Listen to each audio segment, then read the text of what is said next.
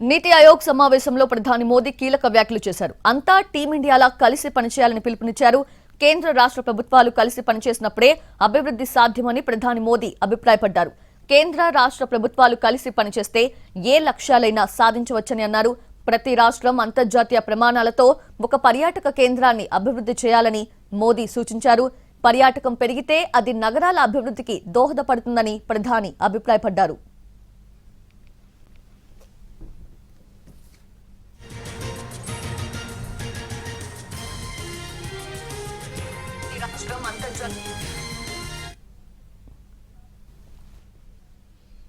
నీతి ఆయోగ్ సమావేశంలో సీఎం రేవంత్ రెడ్డి పలు కీలక అంశాలను ప్రస్తావించారు. ఎజెండాను ప్రారంభించే ముందు పహల్గాంలో ఇటీవల చోటు చేసుకున్న దురదృష్టకర ఘటనపై మాట్లాడారు.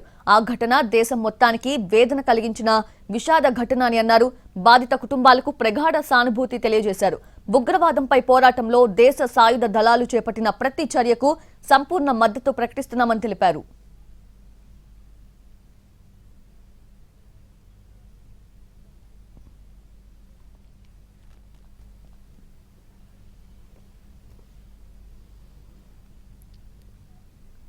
నీతి ఆయోగ్ సమావేశంలో సీఎం రేవంత్ రెడ్డి సైతం పలు కీలక అంశాలను ప్రస్తావించినట్లుగా తెలుస్తోంది. ఎజెండాను ప్రారంభించే ముందు ఆయన పహల్గాంలో చోటు చేసుకున్న దురదృష్టకర ఘటనపై ఆయన మాట్లాడినట్లుగా తెలుస్తోంది. లేటెస్ట్ అప్డేట్స్ అందించేందుకు మా ఢిల్లీ ప్రతినిధి ప్రసాద్ లైవ్ లో సిద్ధంగా ఉన్నారు. ప్రసాద్,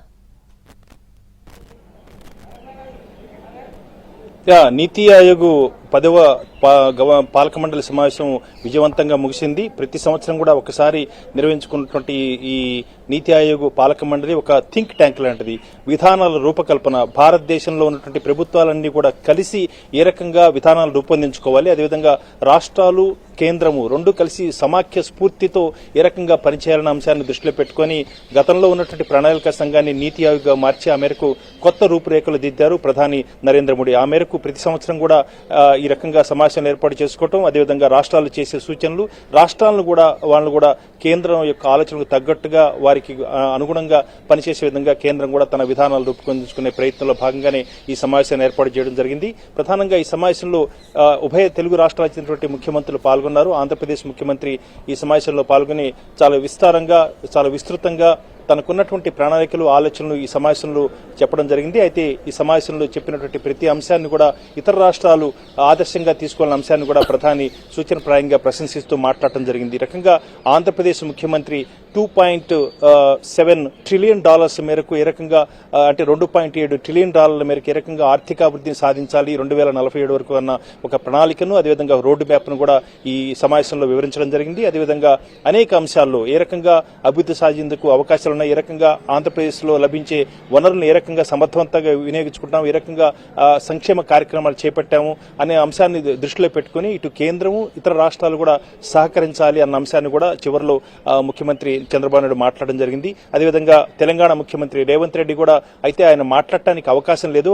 ఆంగ్ల అక్షరాల క్రమంలో భాగంగా ముందు ఆంధ్రప్రదేశ్ వచ్చింది కాబట్టి ఆంధ్రప్రదేశ్ ముఖ్యమంత్రి మాట్లాడారు. ఇది తెలంగాణ ముఖ్యమంత్రి మాట్లాడలేకపోవడంతో తాను చెప్పదలుచుకున్న అంశాలను కూడా టేబుల్ చేయడం జరిగింది. ఈ అంశాన్ని కూడా చాలా స్పష్టంగా తన మీడియా ప్రకటనలో చెప్పడం జరిగింది రేవంత్ రెడ్డి. ప్రధానంగా ఏ రకంగా అంతర్జాతీయ ప్రమాణాలతో హైదరాబాద్ నగరాన్ని మౌలిక వసతులను ఏర్పాటు చేసేందుకు ప్రభుత్వం ఆలోచిస్తుంది. అదేవిధంగా ఉచిత బస్సు సౌకర్యంతో పాటు రైతు రుణమాఫీ లాంటి అంశాలతో ఏ రకంగా సంక్షేమ కార్యక్రమాలు చేపట్టామన్న అంశాన్ని చాలా విస్తారంగా చెప్పడం జరిగింది. ప్రధానంగా ఈ అన్ని అంశాలను కూడా దృష్టిలో పెట్టుకుని ప్రధాని కూడా అందరూ కూడా సమిష్టిగా పనిచేస్తేనే మనం 2047 100 సంవత్సరాలు స్వాతంత్ర్యం సాధించుకున్నటువంటి క్రమంలో భాగంగా మనం శక్తివంతమైనటువంటి అభివృద్ధి చెందిన భారతదేశంగా ఆవిష్కరించుకునేందుకు అవకాశం ఉందన్న అంశాన్ని ప్రధాని సూచించడం జరిగింది.